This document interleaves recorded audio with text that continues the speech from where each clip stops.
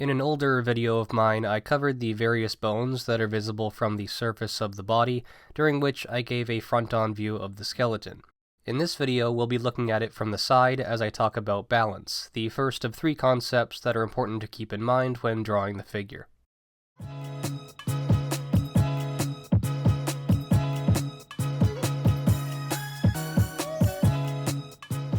Looking at the skeleton from a profile view, notice how the tilt of the head, neck, ribcage, and pelvis produce a sort of zigzag pattern. This balancing act of the spine is designed to resist the downward force of gravity and is divided into four sections: the cervical portion, thoracic, lumbar, and sacral. This last term may sound familiar if you've watched my previous video, as it refers to the sacrum or tailbone of the pelvis. Balance can also be seen in the figure in the form of a center of gravity. The next time you're studying a standing figure, try dividing it down the middle with a straight line, which will show the figure's center. The further a figure moves away from this center, the more at risk they are of falling over. This may all sound like common sense, but it's important to consider how a figure is distributing their weight in order to keep them looking grounded. The woman on the right, for example, is using a pillar for support.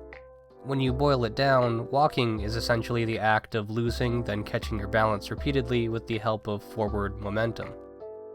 The body may appear symmetrical from the front, but viewing it from the side shows us that the major masses of the body actually stack on top of each other in an asymmetrical fashion. Which brings us to the second concept of this video, asymmetry. A common mistake when learning to draw anatomy is seeing muscles as balloon shapes that are parallel to one another. The torso may be fairly symmetrical, but the muscles of the limbs are never parallel. They interlock with one another instead in an asymmetrical pattern. And this isn't specific to human anatomy. The musculature of all mammals follow this same pattern.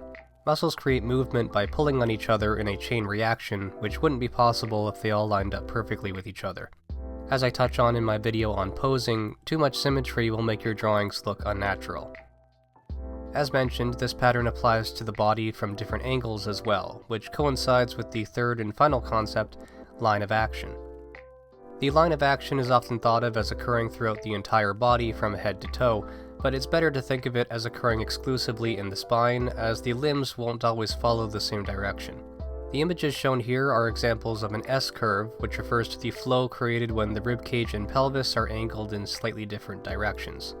As seen on the right, this curve can be very subtle. The upper half of this figure is facing forward, while his lower half is facing more to the left. Line of action can also take the form of a C-curve, with the chest either pointing outwards or tucked in towards the knees. Now let's apply everything we've learned with a couple examples. This figure has a very wide stance, but her right leg is still directly underneath her, meaning it's bearing most of her weight, while her outstretched leg simply helps with balance. As for the rest of her pose, her spine has an obvious C-curve to it, with her chest pointed outward, and her pelvis receding slightly behind it. Keeping this in mind, we can go ahead and draw the major masses of this figure while making sure they're all in the correct positions, as well as the outstretched leg as it follows the same direction of the spine. Next, let's add in the weight-bearing limb, which is what's keeping the figure upright. Then we can add the arms to the torso while keeping in mind that the upper half of her right arm is not visible as it's positioned behind the torso.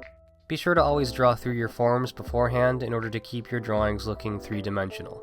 I've already talked about breaking the skeleton down into planes and boxes in my landmarks video, so again, feel free to watch that one for more info, as well as my introduction to anatomy.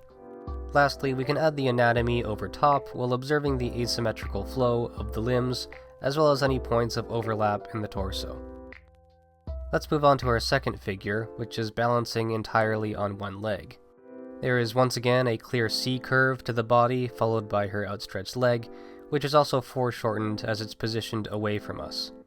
Then we plop down that weight-bearing limb, making sure that it's in alignment with her spine. Then we add the arms.